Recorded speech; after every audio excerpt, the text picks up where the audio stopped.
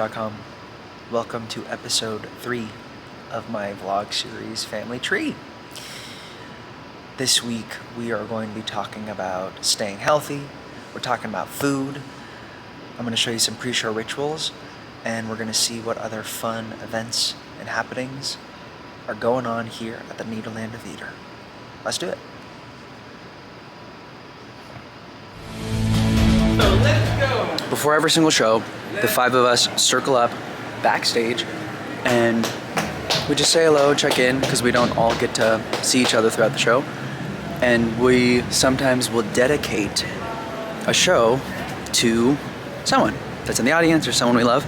But first, I'm gonna say hello to the orchestra, because that's also what I always do. Happy show! Kill it! Woo! Come and say hi.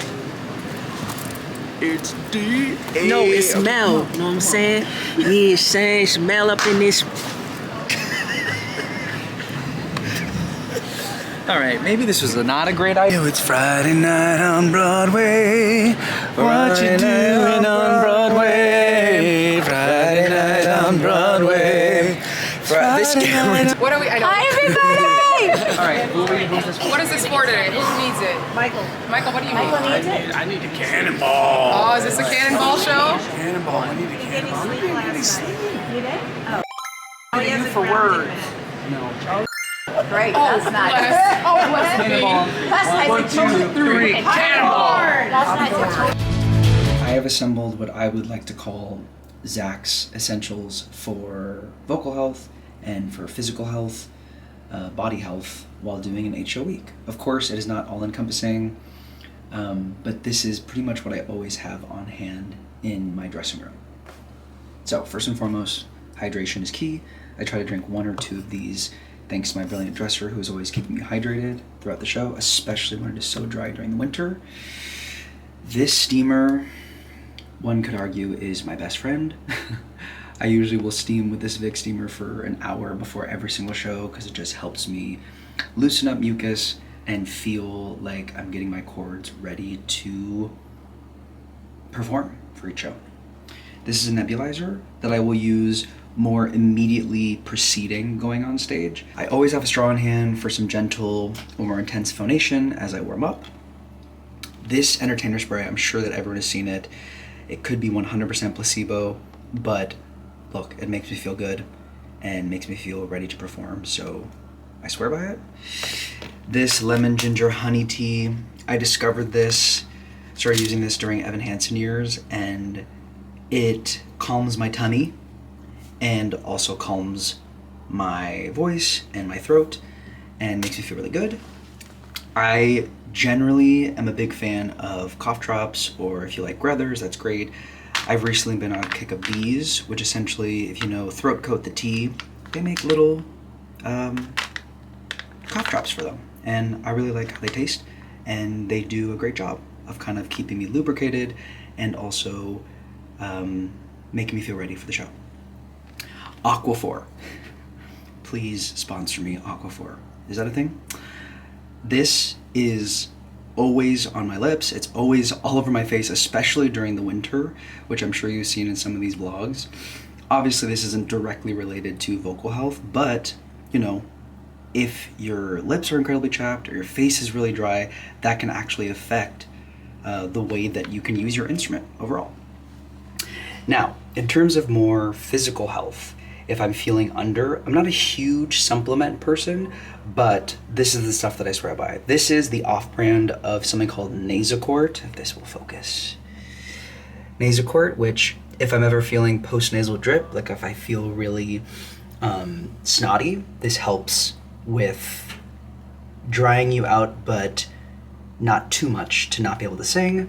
Zicam, zinc, amazing, delicious. This is wellness formula, which I will take at any sign of sickness. Same with Zicam. That's kind of my, duo power couple. This I learned from the one and only Ann Sanders when I was doing a show downtown at Out of the Box Theatrics called See What I Want to See. It's a Vapo inhaler. It is non-medicated, but essentially what it does is it helps It helps make me feel like I can breathe through my nose super clearly and super easily. So if I'm ever feeling super congested, I will just literally stuff it up my nose. And it's awesome. Thank you, Anne. And of course, Tale as Old as Time, emergency. And perhaps the most important thing, this holistically makes me feel physically, vocally prepared, and therefore mentally prepared for the show. But of course, the most important thing, Scout.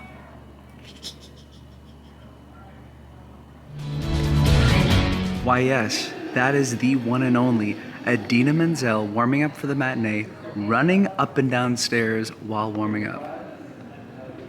Whatever works, whatever floats your boat. But obviously, if she swears by it, I think this is gonna start a new trend. Okay, I'm about to go on stage, but we have a very special guest at the theater today.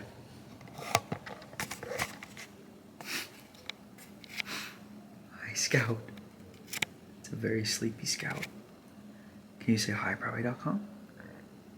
Yeah? What you got there? She was very upset that she wasn't in episode 2, so she demanded that she come to the theater today. Say have a good show. Showtime. Hello, and welcome back to another segment of On the Couch with Spence. Except for this week, because we're talking all things health, it is important to remember that when you're working an intense job, a beautiful job, you also have to leave time to rejuvenate and take care of yourselves. So this is now a spa, and I've invited 2 people to come join me. The amazing Jessica Phillips and the incomparable Michael Park. I never walk like that. How do you relax after a 2-show day? I'm usually binging something Okay. on Netflix, and I'll probably partake in an adult ingestible. Oh. Do you want to Not describe? where I thought you were going with Do that. you want to describe to the camera what that means? I think the camera knows what that is. Jess. It's Besides legal in getting- New York I State. know. They can't Scout's see giving me a Scout, but Scout's bath. giving Jess a full-on bath. What do you do, Jess? Well, I don't perform nightly, typically. I'm just in the building to make sure that if I am needed, that the show can go on, if Adina is not able to perform. So, I don't really have an intense wind down. I'm in my dressing room during the show. I'm usually studying or reading. And then I go home and I have a magnesium hot cocoa. Oh, nice. Magnesium hot cocoa. Yeah. That sounds nice. Yeah, and then I do my nightly routine, and then I do a crossword puzzle. Crossword important. Right. Got some good brain. Tell the people about Yeah. Okay, What's going on? these are grounding. This is a grounding situation, right? So this helps with recovery because it's a very physical show. Promotes good sleep habits. This helps with, like I said, recovery and inflammation. Do you have a secret weapon when it comes to like vocal health or physical health that you have with you? And what is that? sleep. Oh, my liquid IVs, staying hydrated. Oh, that's- yeah. Easiest way for the body to maintain health. That's smart. Easiest way. Yeah. What is your comfort food after a show? Oh, after a show. Yeah. What do you got? It's tough. I don't sleep well if I eat Good point. after the show. So Good I point. Really? try to do like I'll do like a protein shake or something, like liquid. Yeah. So healthy. I'm having French fries. What Oh, about you? Whatever. My wife and I are on opposite schedules. So she's a music therapist at a children's hospital. We and love you, so, Lori. Love you. So whatever the leftovers are, if it's not too spicy or it's gonna Yeah. upset me, so I can't sleep. But I'm a big listen. I love, again, a simple chocolate bar when I get home. What kind? What's your go-to? I swear, it's gonna age me, and it's great, but Dude, plain This will old. counteract this it. already I'm so is sorry. here. But this counteracts it. But a plain old Hershey's chocolate bar. Come Delicious. on, really? Milk chocolate. I chocolate? swear to you, it is like life's blood. And my last question to you Yeah. both Yeah. is it true that you both can only do shows about trees? That's funny. That is really funny. The last know. 3 shows I've done on Broadway, they've all been pronounced. The last 3? 3? Talk Everlasting was about a tree, Right. right? Yes. It was about a spring that was underneath a tree, a big Yeah. tree, and of course this show that we all did, Dear Evan Hansen, Dear Evan Hansen.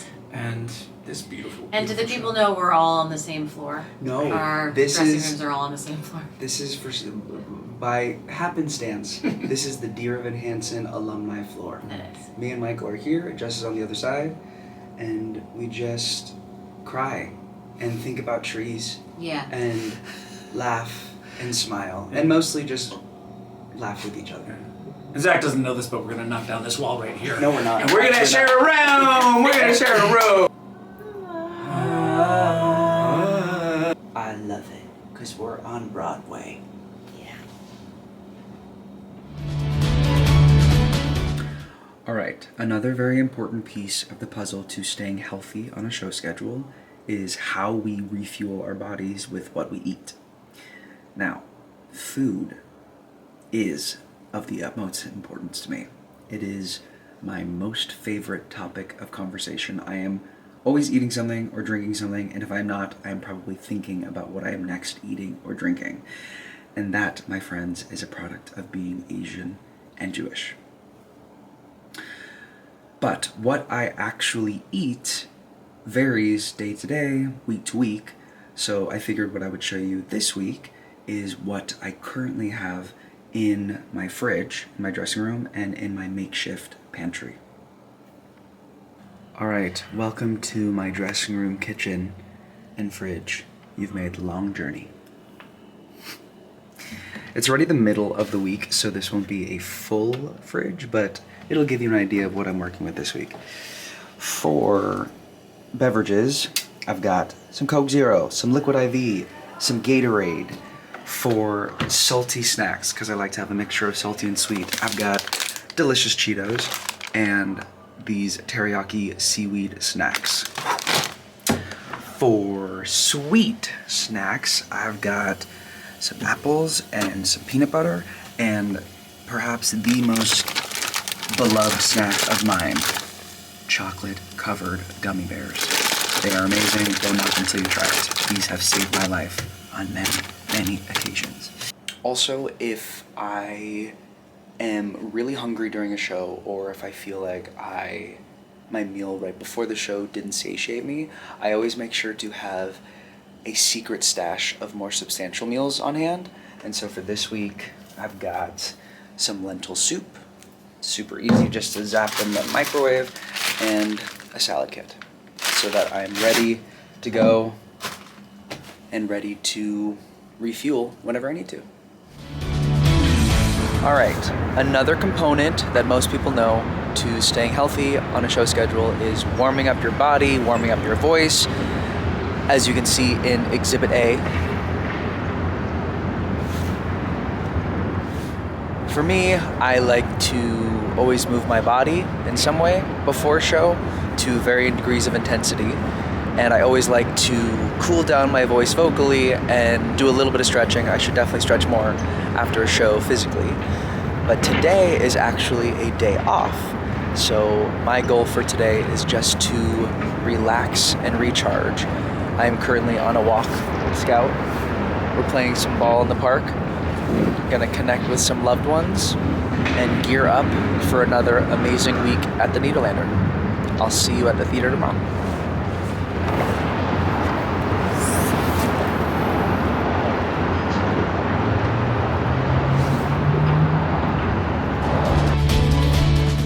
Alright, we just finished the Wednesday night performance, and I'm going to take you with me to a very special talkback that we have. Tonight was our social impact performance, where we invited over 15 of the charities and organizations that Redwood has partnered with that deal with themes that are relevant to our show, like climate change, mental health issues, and Tikkun Olam. So let's go do a talkback.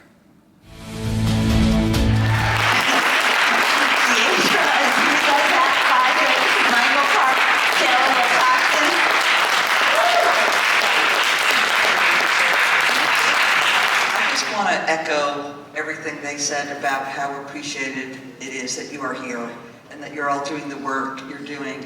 And I know that I'm not answering your question, but I have to say, before I came, I just read the list of who was here, and I read about all of your organizations. I just decided I should know who you are. I am speechless. I mean, really, you all are doing the thing, and I am humbled and proud to be in your presence right now. So thank you for the work you do. That's the main. Okay, yes, how the show came about. Yes. So Adina called me years ago, like 15 years ago or something-ish, is that right? And said she had an idea she wanted to talk to me about, which was she had become obsessed with the story of Julia Butterfly Hill, who you probably all know who she is, and did I want to talk about that story? And I came into the meeting being someone who had been obsessed for most of my life with trees, having painted a tree on my nieces and nephews' wall when they were little, and was looking at different books and stories about people in trees. I just was interested in the idea of why someone would do that, and I kind of wanted to do it myself. And we talked about it, and kind of went our separate ways as we got busy, but I think always held on to not one specific story, but simply the image of a woman in a tree and the power that was contained in that metaphor and the mystery of it, and questions about why and what would lead someone to do that and what kind of resilience would it take, and cut to the pandemic, when I was at home and realizing that I couldn't direct for probably some time. I couldn't be in a room with people. So I was going to turn to writing, which I've done, but kind of on the side. And called Adina, and I said, "Still want to do something about a woman in a tree?" And she said, "Yeah." I said, "Where you been?" That's good, yeah. Hello. Hi. Lori loves your beard. Don't lie. That's his wife. Hi, I'm Zach. I played Spencer and others. And for me, thanks, Charles. For me, I got a demo of the song that I sing in this show, and the rest was history. I heard it, Kate is an incredible vocalist, and she sang the song, and I was like, she should probably just do this role, because no one's ever going to do this as well. And I feel like when you're doing musical theater and theater in general, a big part of our job is just to listen to a lot of new stuff that comes our way, and then be decisive of the things that we like and that we don't like, and then, hope it all works out for the best. And this is an example of it working out for the best. So I'm really glad that I got sent that song, and that I get to be a part of it here. It has played out in our story, the notion that you can hold within you something that has passed, that is dead, that becomes part of your ability to live, in addition to your ability to grieve and mourn. And that whether it's inside, like our core or our strength, or outside, that we can find meaning and new life from, forgive me for saying it so bluntly, the dead, like those who have passed, and they can live through us and with us. Well, folks, we are at the end of this bag of baked cheese crunchies, which can only mean one thing. We are at the end of week 3 of Family Tree. I hope you thoroughly enjoyed this delicious, nutritious episode as much as I did, and I will see you next week.